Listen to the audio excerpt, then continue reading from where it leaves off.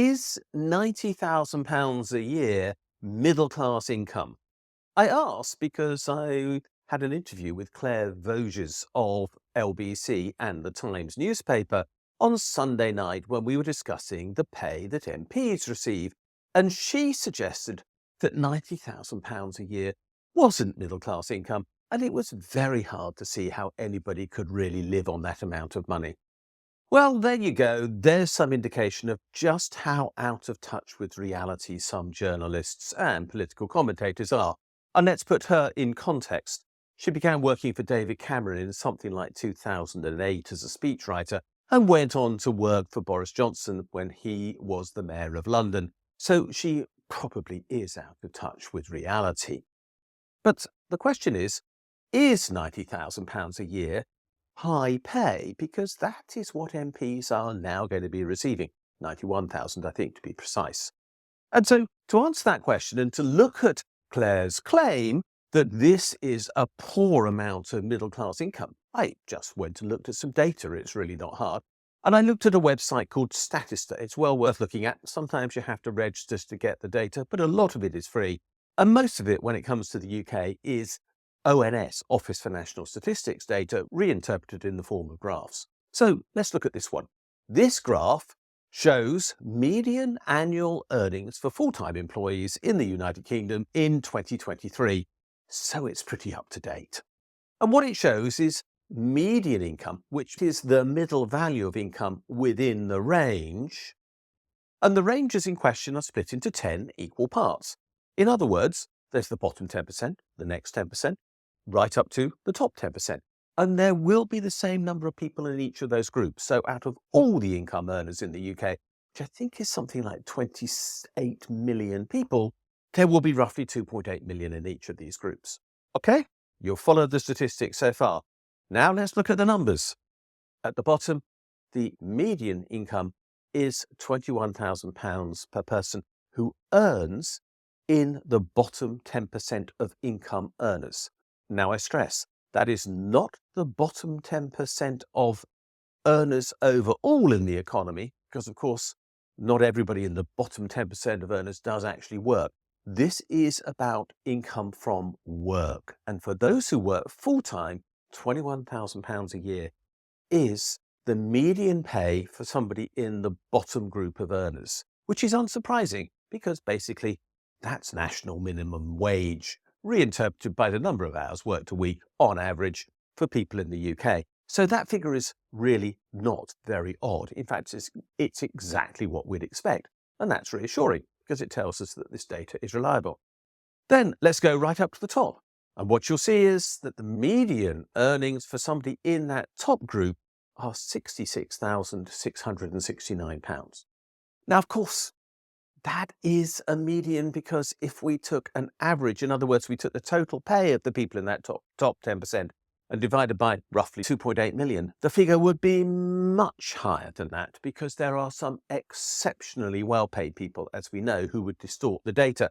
And if we look at this chart as a whole, what we see is actually in a median appraisal, nobody gets £90,000 a year. Now, of course, that doesn't mean to say nobody does, but 90,000 a year is high, very high. In fact, £23,000 more than the median earnings of a full-time employee in the top 10% of full-time income earners in the UK as a whole. So, is £90,000 a year middle-class earnings on average? Clearly not. And yet we have people claiming that as commentators employed by LBC, a reputable radio company, as if that is the case. And poor old MPs who are on £90,000 a year, we can't recruit them, was her claim, because they don't get paid enough to cover the basics of life. You do wonder where some people live and on what planet that somewhere might be located. Let's look at another chart, because this one is also quite interesting. This one is for 2021-22, which is the most up-to-date data available from the Office for National Statistics. It's again a chart from Statista. And this one looks at average gross income per household in the United Kingdom, again by decile group, so split equally. And this one is looking at total incomes, not income from employment, but it is also, as far as I can work out, looking at a mean this time and not a median. In other words, this is the total income of the group divided by the number of people in it.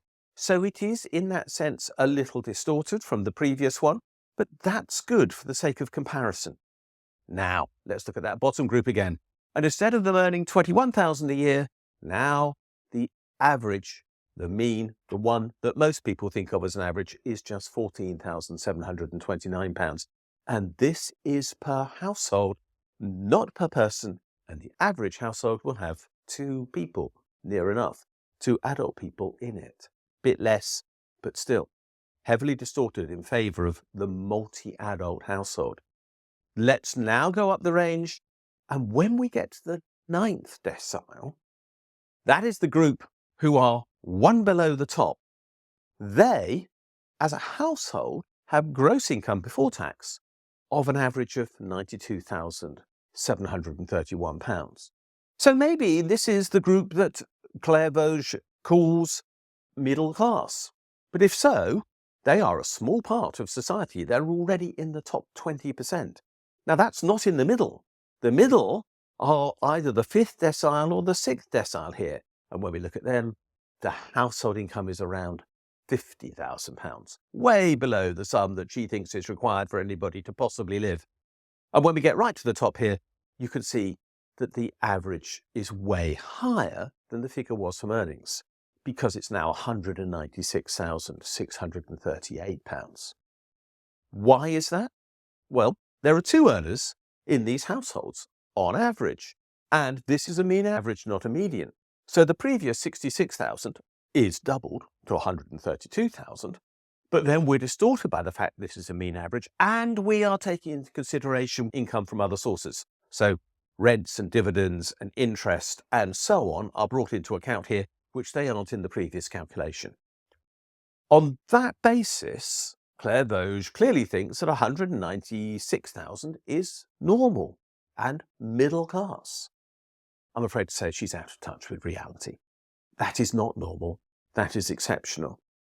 People really should be able to live on £91,000 a year in the UK. And a lot of people do. And they are exceptionally well paid.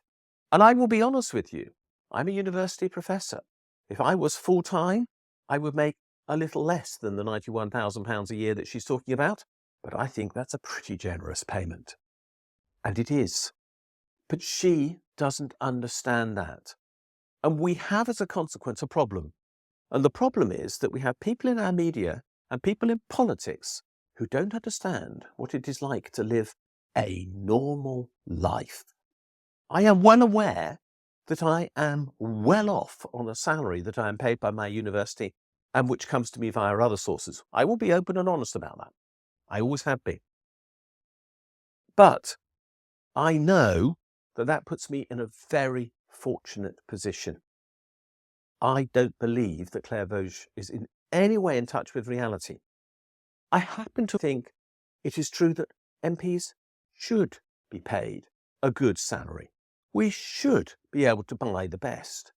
But paying more than £91,000 a year for the people who are on the backbenches doing the routine work, no, we don't need to pay more than that. That's good enough. And they shouldn't be allowed side hustles. They shouldn't be allowed lots of freebies. They shouldn't be allowed a lot of other things that they have been used to in the past, like subs from business for their office expenses, which are abung by any other word. No, all of those things should go. 91,000 a year and the expenses allowed by Parliament, I'm happy to agree to. A second home, I'm also happy to agree to, because otherwise that job would be impossible. But more than 91,000 a year as salary, that takes MPs out of touch with reality. Our commentators in the media might be, but we really don't want that of our MPs. They need to be somewhere related to what is going on in the real world. And £91,000 a year brings them somewhere in that direction. It's enough. Thanks for watching this video. If you like what you've seen, please subscribe to this channel and push that bell button that tells you when we posted something new. You can also find me on Twitter at Richard J. Murphy. And more importantly, you can follow my blog, the Funding the Future blog, And if you do, you'll get daily updates on what is happening in our economy and in the politics that surround it.